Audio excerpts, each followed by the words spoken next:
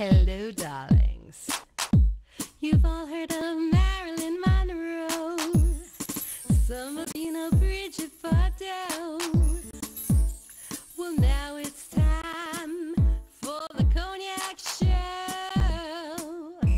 I said Cognac, ooh, ooh.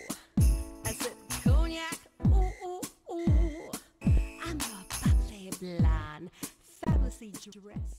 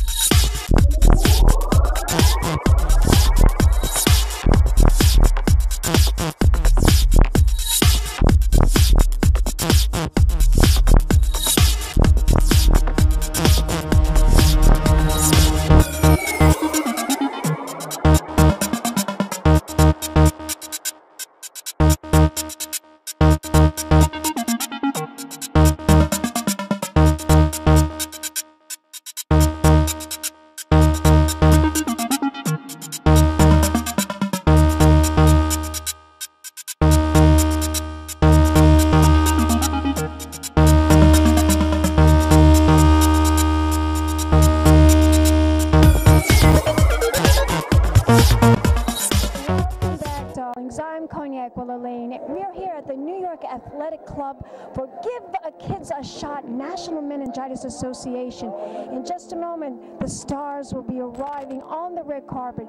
So keep watching, darlings. More interviews, more celebrities right here at the New York Athletic Club. Pink champagne kisses. So, anyway, thank you very much, everyone, for coming today. This is the 5th annual NMA Gala, and like the one time a year that I actually put on a suit and tie. How do I look? Do I look good, Victor? Do I look good? Gorgeous, gorgeous, darling, gorgeous. I think it was the fall of 2007.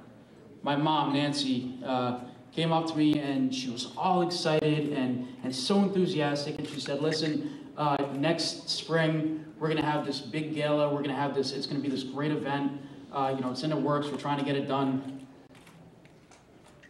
She was so excited about it. She really knew that it was gonna be something great, something big. A year later, we lost her. And we all lost something very dear. Come with me. The two of them came back, Nick came out, they met, and over the next couple of years, Nancy and Nick spent a lot of time going to Boston on the phone with Jack Hart, who was the state senator from Massachusetts. There was no law, there was hardly any laws in the country back then. There were a few states that had it, but very few. Jack enabled one of the toughest laws against this disease for vaccine in the Massachusetts State House. Nick spoke. Nick went up there, of course, wearing his Red Sox hat, figuring that he could woo the constituents. But Nancy was so obsessed with the fact that, you know, that there is a vaccine, there was a vaccine for this disease, but nobody knew about it. Very, very few people. The Army had been getting it for 25 or 30 years, but people didn't know about it because they said it was a non-economically viable disease, meaning not enough people died from it to make it worth making it mandatory. Well, Jack Hart is one of the ones who instantly, upon meeting Nick and upon meeting Nancy, was inspired enough that he enabled something to happen. And Massachusetts has one of the toughest laws in the country about waivers, about getting the vaccination if you're going to summer camp, if you're going to college, if you're going to boarding school. You've got to get it, or you've got to sign a waiver. Your parents have to sign a waiver that you know that there's a vaccine out there. Meningococcal meningitis took away my legs, my fingers, my kidneys. I was so close to death.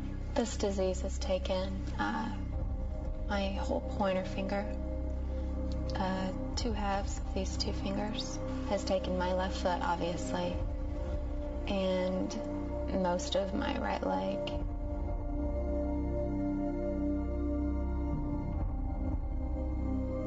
This is one thing you cannot fix. Death is final. It's something you can't even comprehend. All of a sudden you're faced with death. It happened to my sister. I got vaccinated the day she died.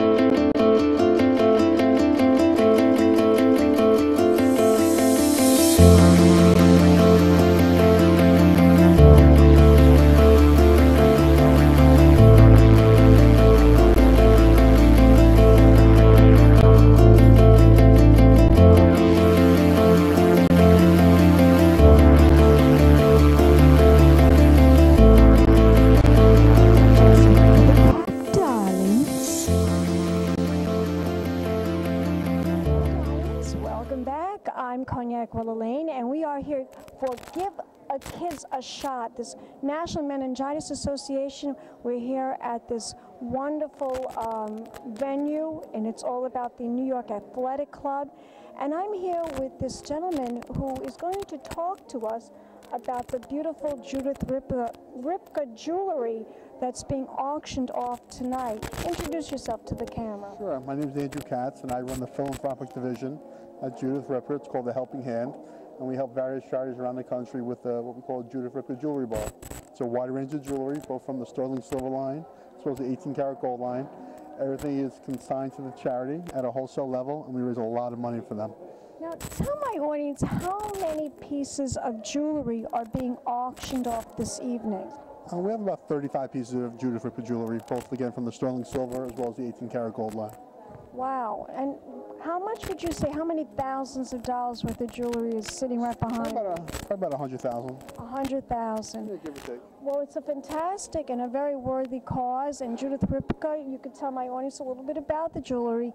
If people don't already know about Judith Ripka jewelry, Sure. Can you explain to my audience about the line, the brand? Judith Ripka's been around for over 30 years. You can find her jewelry in Neiman Marcus, Saks Fifth Avenue, Bloomingdale's.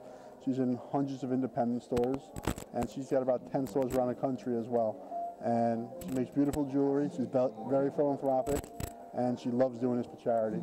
And we've been doing it for over 7 years now.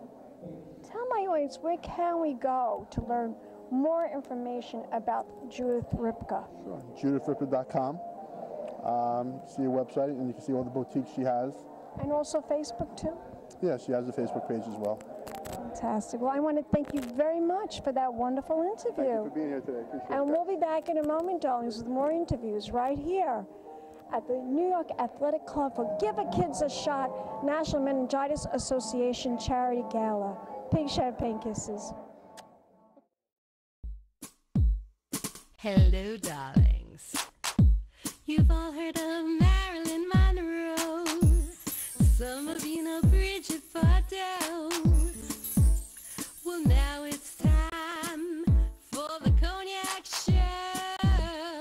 I said Cognac, ooh, ooh. I said Cognac, ooh, ooh, ooh. I'm a bubbly blonde, fabulously dressed to impress. One of a kind girl. It's been a Crybaby Productions, darlings.